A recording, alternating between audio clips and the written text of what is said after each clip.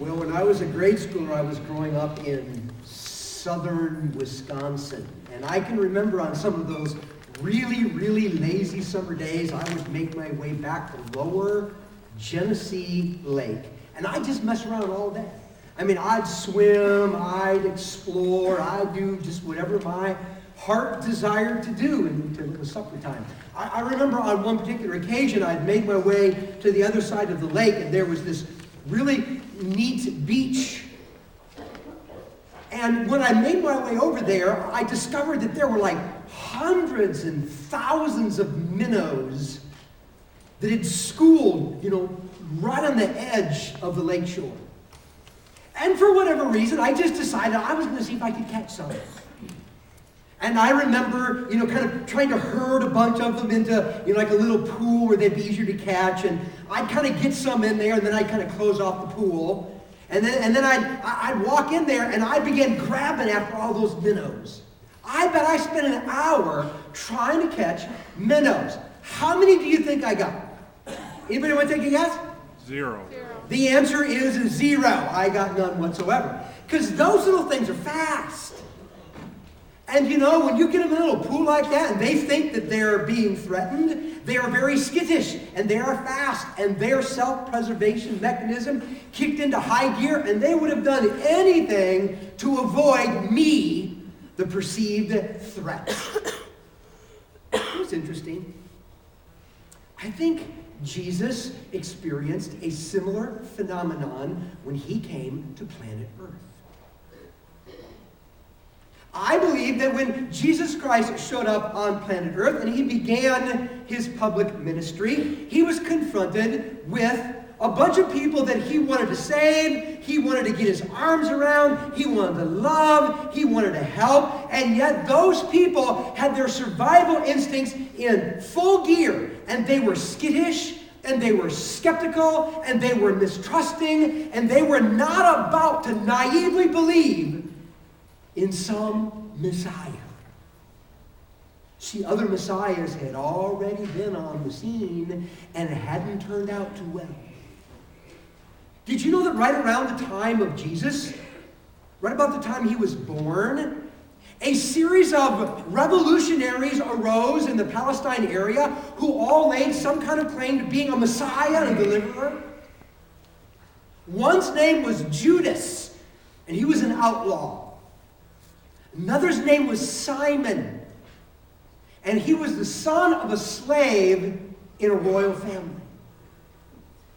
And another was Athanages, and he was a shepherd. And one after the other, these men rose up. They claimed to be a Messiah and a deliverer, and they rallied troops, and they led a revolt to throw off the oppression and try to usher in a government of peace and justice and righteous rule. But the government didn't like these revolutionaries springing up on the scene, and so they used force to beat them down. In fact, right around the time that Jesus was born, over 2,000 of these revolutionaries following a Messiah were crucified in order to make a clear statement to settle down and go back to your homes. And now I think we can understand why Herod was kind of bent out of shape when he got news from 3 wise men that there was a king of the Jews that had been born. Because he thought to himself, oh no, here we go. We just got done putting out all of these revolutions led by these messiahs, and now we've got another one to deal with. And all of the people had seen these messiahs, had believed in these messiahs, had followed these messiahs, had given money to these messiahs, but none of them panned out. And this didn't happen in the religious arena. There were all sorts of people who promised the key to life. Follow me, follow my ways, and you will finally have the life you've always dreamed of. There were philosophers, and there were moralists. There were lovers, and there were entrepreneurs, and there were thrill seekers of all sorts that made all kinds of promises that just simply never quite panned out the way they promised. And when Jesus showed up on the scene, the people were skittish, and they were mistrustful, and they were disillusioned, and they were not about to buy into the Messiah of the month and pin all their hopes on the next new thing to come down the pike. Jesus understood this about the people that he came to rescue. In fact, there's a fascinating verse. It's found in Matthew. It says, "But when he, Jesus, saw the multitudes, he was moved with compassion because they were weary and scattered like sheep having no shepherd." Jesus looked at the people in his day, and when he pierced the veneer of their existence, he understood that they were just tired. The word weary was a word that was used to describe someone who is emotionally and physically exhausted from a long journey that they just wanted to be over. But Jesus saw the people were not only tired, they had been used and abused.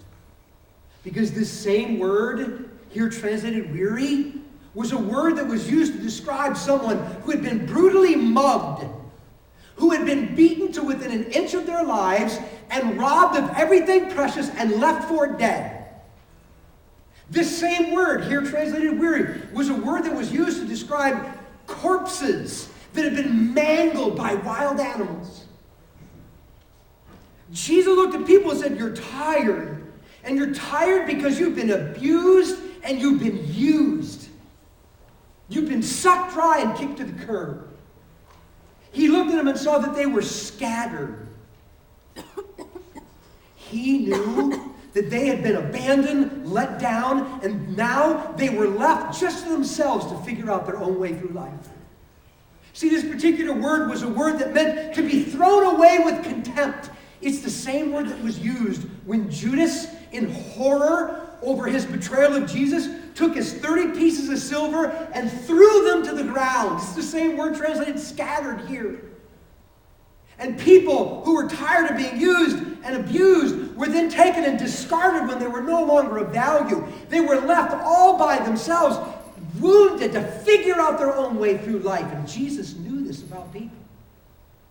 Sick and tired of promise after promise of prosperity and peace and security and meaning and fulfillment and life. And none of them ever turn out. They only lead to dead ends and disappointments. And now the only person we can trust is ourselves to make our way through life. So no way were these people going to go, "Oh, another Messiah. Yeah, let's follow." They were like, "Oh, whatever." And they were just like the minnows I tried to catch in Lower Genesee Lake. So what was Jesus going to do? He did something fascinating. Did something amazing. Jesus decided to tap into the one thing that has the power to settle the skittish, to earn the trust of the mistrustful, to gain the ear of even the most skeptical person. Do you know what Jesus chose to do? Jesus chose to serve